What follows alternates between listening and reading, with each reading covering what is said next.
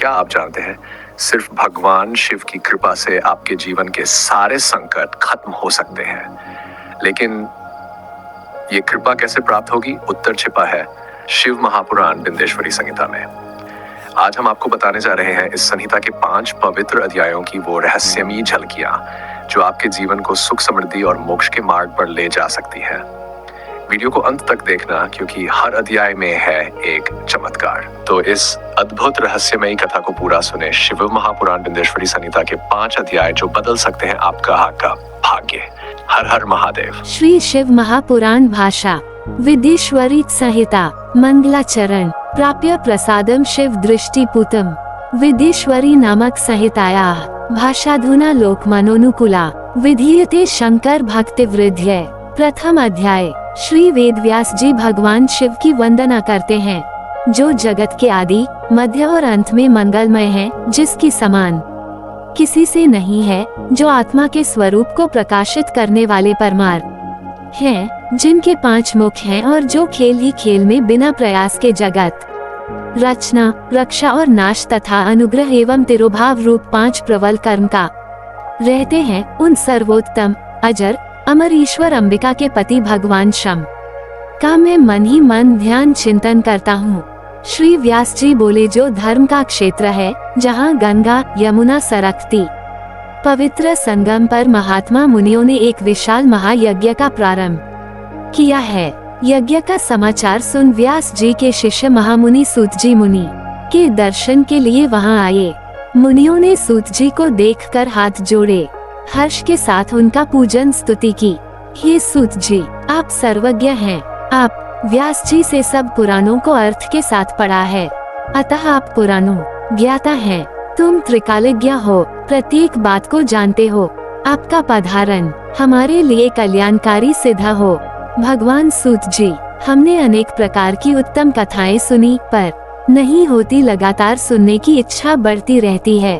अब केवल कृपा कर गोपनीय तत्व का वर्णन करें। भयंकर कलयुग के थाने पर ब्राह्मण, क्षत्रिय, वैश्य, शूद्र सभी पर निंदक, स्वार्थी, नास्तिक और बुद्धिहीन हो जाएंगे। अधिक क्या कहें, स्त्री को ही सर्वस्व समझेंगे और कामदेव के दास बनकर उसकी सेवा में लगे रहेंगे। चारों वर्णों के मनुष्य ब्राह्मण, क्षत्रिय, वैश्य, शूद्र अपने 2 कर्तव्यों से विमुख होकर कुमार्ग की ओर अग्रसर होंगे व अतिथियों के सत्कार से दूर भागेंगे। चतुर्वर्ण की स्त्रियां भी अपने पतियों से घृणा का व्यवहार रखेंगी, कामिनी की तरह इधर उधर घूमती हुई दिखाई पड़ेंगी। इसलिए ऐसी भयंकर स्थिति को देखकर हमारा चित्त बड़ा दुखी हो रहा है। किस प्रकार मनुष्यों का उद्धार हो, हे सूत जी, अतः आपसे प्रार्थना है कि आप उनके उद्धार का कोई साधन बताइए, जिससे दोनों लोग पवित्र हो जावें। शिव पुराण का परिचय। सूत जी ने कहा, मुनियो, तुमने तीनों लोकों के कल्याण करने वाला उत्तम प्रश्न पूछा है। तुम सब मन लगा कर सुनो। ये शिव पुराण वेदांत का सार, सब प्रकार के कलियुगी पापों का नाशक है। उसमें ब्राह्मण लोग, चारों वर्गों के फल देने वाले, शिव के यश का वर्णन सदा करते रहते हैं। वे शिव पुराण के पठन से उत्तम गति प्राप्त कर लेते हैं। देखो, उसी समय तक ब्रह्महत्या का पाप, कलियुग के बड़े उत्पात, महात्माओं का शिव के रूप का न जानना, घोर यमदूतों का निर्भय घूमना, समस्त शास्त्रों का पारस्परिक विवाद, समस्त पुराणों की परस्पर उत्तमता की गर्जना, सर्व तीर्थों की परस्पर पवित्रता का विवाद, मंत्रों का, क्षेत्रों का, पीठों का और सब प्रकार के दानों का वाद विवाद, देवताओं का और सिद्धांतों का परस्पर वाद विवाद, ये सब अपना अपना प्रदर्शन करते रहते थे जब तक शिव पुराण का उदय नहीं हुआ था। हे मुनियों, मैं शिव पुराण के श्रवण और कीर्तन से प्राप्त फल को पूर्ण रूप से वर्णन करने में अशक्त हूँ। तब भी मैं उसका संक्षिप्त महात्म्य आपसे वर्णन करूँगा। जो मनुष्य भक्ति से पूर्ण शिव पुराण का यप श्लोक का अथवा श्लोक के अर्थ भाग का पाठ करता है, वो पापों से क्षण मुक्त हो जाता है। समीप से ही शिव पुराण की वंदना करने वाल भक्त भी निस्संदेह समस्त देवों की पूजा का फल पाता है। शिवपुरा की पुस्तक को स्वयं लिखकर शिव भक्त को दान देने वाला सज्जन समझ शास्त्रों और वेदों के अध्ययन का फल प्राप्त कर लेता है। 14 की व्रत रखकर शिव भक्तों की सभा में शिव पुराण की कथा कहने वाल मनुष्य सर्वोत्तम कहलाता है। जो शिव पुराण का रात दिन मनने का है, उसकी आज्ञा की बात इंद्रादि सब देवता करते हैं।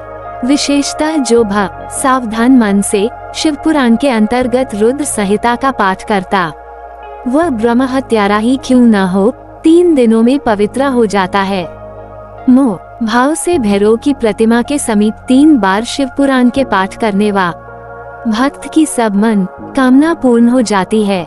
बेलपत्र के वृक्ष की परिक्रमा करके शिव पुराण का पाठ करने वाला मनुष्य पवित्र हो जाता है। शिव पुराण के अंतर्गत कैलाश संहिता रुद्र संहिता से भी उत्तम है। वह प्रण अर्थ को बताने वाली साक्षात ब्रह्म रूपा है। किंतु हे मुनियों, मैं पूर्ण रूप उसका महात्म्य कहने में असमर्थ हूँ, तब भी मैं आपसे कहूँगा, जिसके जानकर मनुष्य का चित्त शीघ्र ही शुद्ध हो जाता है। रुद्र संहिता सर्वोत्तम है, क्योंकि उपनिषद रूप समुद्र को मथ कर शिव ने स्वयं इसको उत्पन्न किया और कुमार को इसका अमृत पिलाया, जिससे वह अमर हो गया।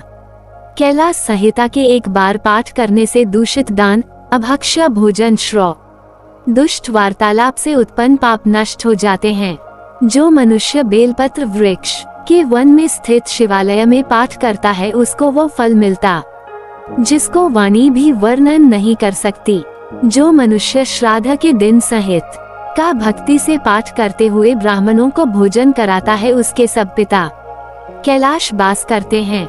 14 को बिना भोजन किए हुए संहिता का पाठ करने वाला भक्त साक्षात शिव स्वरूप है और देवता उसका पूजन कर हैं। शिव पुराण की और संहिताएं भी सब प्रकार के फल देने वाली, पर ये 2 संहिताएं रुद्र संहिता और कैलाश संहिता शंकर की लीला और ज्ञान से परिपूर्ण है। ये शिव पुराण वेद सम्मत है। भगवान शंकर ने सबसे पहले इसका निर्माण किया। विदेश्वर संहिता, रुद्र संहिता, विनायक संहिता, उमा संहिता, मात संहिता, एकादश रुद्र संहिता, कैलाश संहिता, शतरुद्र संहिता, कोटिरुद्र संहिता, सहस्र कोटि रुद्र संहिता, वायवीय संहिता और धर्म संहिता। इस पुराण में 12 संहिता हैं। ये शिव पुराण 1 लाख श्लोकों का संग्रह था। श्री व्यास जी ने इसे संक्षिप्त करके 24,000 श्लोकों में विभक्त किया। ये 7 संहिताओं से युक्त चौथा पुराण व्यास जी ने रचा है। भगवान शिव ने सृष्टि के आदि में इस पुराण को 100 करोड़ श्लोकों में वर्णन किया था, किंतु अब वह अप्राप्य है। व्यास जी ने द्वापर के प्रारंभ में उस पुराण को 18 पुराणों के भेद से 4 लाख श्लोकों में वर्णन किया। अब इसमें 24 लाख श्लोक हैं। इसमें 7 संहिताएं प्रधान हैं। ये 7 संहिताओं वाला शिव पुराण ब्रह्म के समान है और सर्वोत्तम गति देने वाला है। इस शिव पुराण का भक्ति से पाठ करने वाला व्यक्ति जीवन मुक्त कहलाता है। अधिक क्या कहें, शिव पुराण की तुलना में अन्य कोई ग्रंथ समानता नहीं कर सकता है, क्योंकि शिव पुराण अपूर्व है तथा भगवान शंकर की प्रिय वस्तु है। शिव पुराण के निरंतर पाठ करने से भक्त केवल कैलाशवासी ही नहीं बनता, अपितु साक्षात शिव स्वरूप हो जाता है। साध्य साधन आदि का विचार व्यास जी ने कहा। उन मुनियों ने सूत जी की बात सुनकर कहा, आप हमें वेदांत का सार पुराण सुनाइए। मुनियों की बात सुनकर सूत जी अधिक प्रसन्न हुए और शंकर भगवान का स्मरण करते हुए मुनियों से बोले, हे महर्षियों, तुम शिव का स्मरण करके शिव पुराण सुनिए। इसमें भक्ति, ज्ञान और वैराग्य का वर्णन है। इसके साथ परम ब्रह्म परमात्मा का वर्णन है, जो उपनिषदों के द्वारा जाना जाता है। इस वर्तमान कल्प में जब सृष्टि का कार्य आरंभ हुआ था, उन दिनों समस्त महर्षि परस्पर वाद विवाद करते हुए कहने लगे, अमुक वस्तु सबसे उत्कृष्ट है, अमुक नहीं है। उनके इस विवाद से महान रूप धारण कर लिया। वे सब के सब अपनी शंका के निवारण के लिए ब्रह्मा जी के समीप गए और हाथ जोड़कर विनम्रता से बोले, ये बताइए कि सब तत्वों में कौन पुराना है और कौन परात्पर पुरुष है।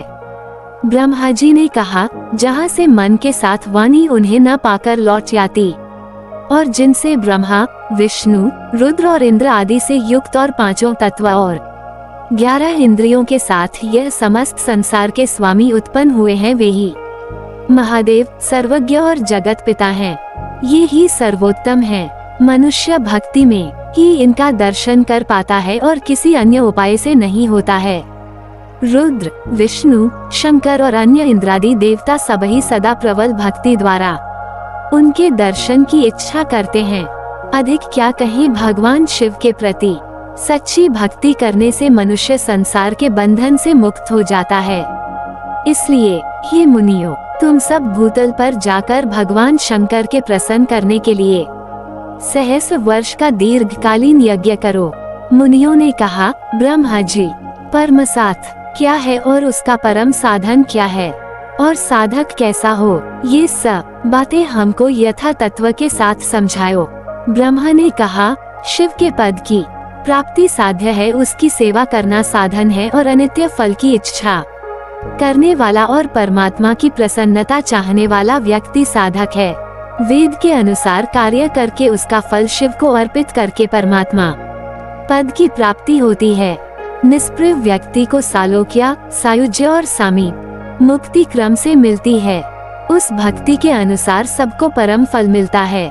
शंकर ने अनेक प्रकार के साधन उसके बताए हैं। मैं उन अनेक प्रकार के साधनों में से सार भूत साधन संक्षेप में कहता हूँ। कानों के द्वारा सुनना, वाणी के द्वारा कीर्तन है करना और मन के द्वारा उसको मनन करना, यही उसके महासाधन।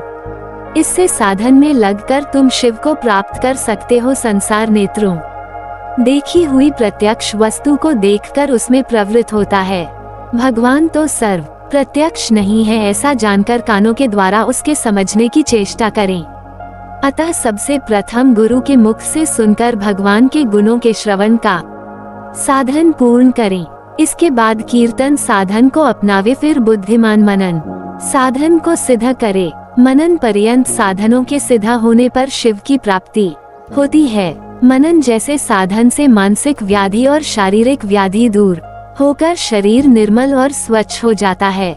जब तक अभ्यास नहीं किया जाता है तब तक क्लेश है, तत्पश्चात यादि और अंत में मंगल ही मंगल है। श्रवण, कीर्तन और मनन, इन तीन साधनों की उत्तमता का वर्णन मुनियों ने पूछा। श्रवण, कीर्तन और मनन, ये तीनों साधन किस प्रकार करने चाहिए? ब्रह्मा जी बोले, शिव की पूजा, नाम जपना, उनके गुण, रूप, लीला और नामों का चिंतन करना ही मनन कहलाता है। वह शंकर के अनुग्रह से मिलता है। उसे सर्व साधनों में प्रमुख कहा गया है। गीता के द्वारा, वेद मंत्रों के द्वारा और भाषा द्वारा शिव के प्रताप, गुण, रूप, विलास और नामों का ग्रहण करना, वाणी के द्वारा उसकी सरस स्तुति करना, ये कीर्तन माध्यम है। यदि अकस्मात शिव जी के गुणगान कानों में आकर गूंजते रहे, उसे श्रवण साधन कहते हैं। सत्संग से श्रवण, फिर शंकर का कीर्तन, ये दोनों जब दृढ़ हो जाते हैं तब अंत में शिव की पुनीत कृपा से सर्वोत्तम मनन सिद्ध होता है। सूत जी ने कहा, हे मुनियों, इन साधनों के विषय में पूर्व घटित इतिहास तुमसे कहूँगा।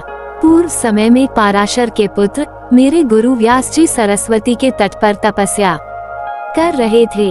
वहाँ सनत कुमार आ गए और उन्होंने मेरे गुरु व्यास जी को देखा। ध्यान से जब वह जगे, उन्होंने ब्रह्मा जी के पुत्र सनत कुमार का दर्शन किया। वे जल्दी से उठे और सनत कुमार जी का अर्घ्य पुष्पादि से सत्कार किया और बैठने हेतु ग्रासन दिया। आसन ग्रहण करने पर सनत कुमार जी ने कहा, हे मुने, जो तुम्हारे अंतःकरण में स्थित है, आप उसी सत्य ब्रह्म का चिंतन कर रहे हो। इसमें शिव ही तुम्हारे सहायक हैं।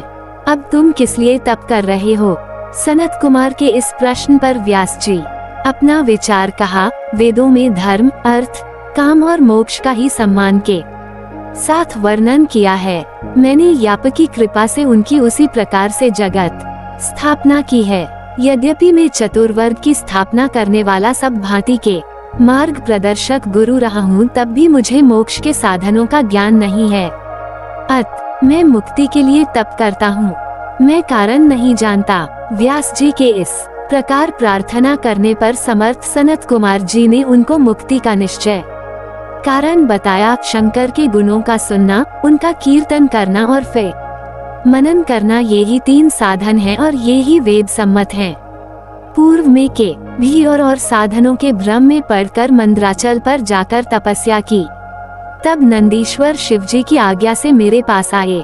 वह मेरे ऊपर दया करने वाले साक्षात सर्वज्ञ थे। उन्होंने मुझे यही तीनों साधन मोक्ष के बताए, श्रवण, कीर्तन और मनन। शिवजी ने भी मुझसे मुक्ति के यही साधन कहे।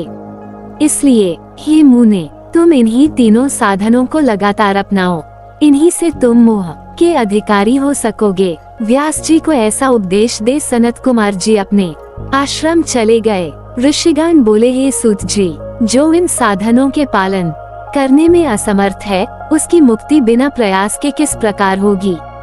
ये ठीक है। शिव के लिंग और बेर के स्वरूप का वर्णन। सूत जी बोले, जो तीनों प्रकार के साधनों के पालन करने में असमर्थ है, तो उसे शंकर जी की दोनों रूप लिंग और बेर की स्थापना करके उनका नित्य पूजन करना चाहिए। इससे वह संसार से मुक्त हो जाता है। भक्त लोग शिव जी की स्थापना के समय यज्ञ मंडप रचकर वेद मंत्रों के द्वारा उनका पूजन अर्चन करें और हवन करने के बाद पूर्णाहुति से शंकर जी को प्रसन्न करें। अधिक क्या कहे, साकार निराकार शिव लिंग का पूजन करने से भी बिना प्रयास के मोक्ष मिल जाती है। मुनियों ने प्रश्न किया, किंतु के देवताओं का पूजन केवल मूर्ति में ही सर्वत्र होता है और शिव का पूजन सब जगह लिंग और बेर में क्यों किया जाता है? सूत जी ने कहा, अरे मुनियों, तुम्हारा ये प्रश्न आश्चर्यजनक है। इस प्रश्न के उत्तर देने वाले केवल महादेव हैं और कोई पुरुष नहीं है। मैं शिव के बतलाए हुए और गुरु मुख से सुनी बात कहता हूँ। शिव ही केवल ब्रह्म है और वह निष्कल कहलाते हैं और मूर्तिमान होने के कारण सकल कहलाते हैं। इसलिए शंकर सकल और निष्कल, साकार और निराकार कहलाते हैं। उनका लिंग निराकार है क्योंकि वह निष्कल है। उनका दूसरा रूप साकार बेर है क्योंकि वह सकल है। सकल और निष्कल रूप से वह ब्रह्म के नाम से कहे जाते हैं। भक्तों को शंकर की निराकार और साकार मूर्ति का नित्य पूजन करना चाहिए। शंकर के अतिरिक्त अन्य देवता निराकार नहीं है क्योंकि वह ब्रह्म नहीं है। इसलिए निराकार लिंग में देवताओं की आराधना नहीं होती। देवता जीव हैं, ब्रह्म नहीं है। देवताओं का अर्चन साकार मूर्ति में ही होता है। देव जीव हैं और शंकर ब्रह्म है। ये बात वेदांत से भी सिद्ध है और प्रणव शब्द के अर्थ से भी सिद्ध है।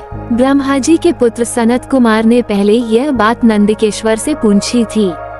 उत्तर में नंदिकेश्वर जी ने कहा था कि इस प्रश्न का उत्तर मुझसे नहीं दिया जा सकता। ये प्रश्न गोपनीय है और ब्रह्म का प्रतीक है।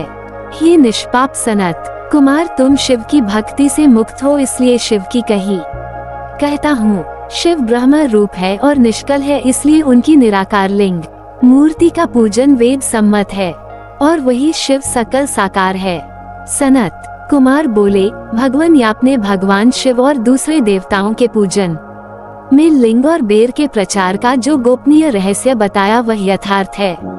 हे योगीराज, अब मैं लिंग और बेर की उत्पत्ति का इतिहास सुनना चाहता हूँ। नंदिकेश्वर ने कहा, हे वत्स, तुम्हारे प्रेम के कारण उनकी उत्पत्ति का वर्णन करता हूँ। पहले कल्प के लोक प्रसिद्ध महाकाल के आने पर ब्रह्मा और विष्णु का परस्पर युद्ध हुआ। तब शंकर ने उन दोनों के मान का निराकरण करने के लिए उन दोनों के बीच में निराकार स्तंभ के रूप में अपना रूप दिखाया।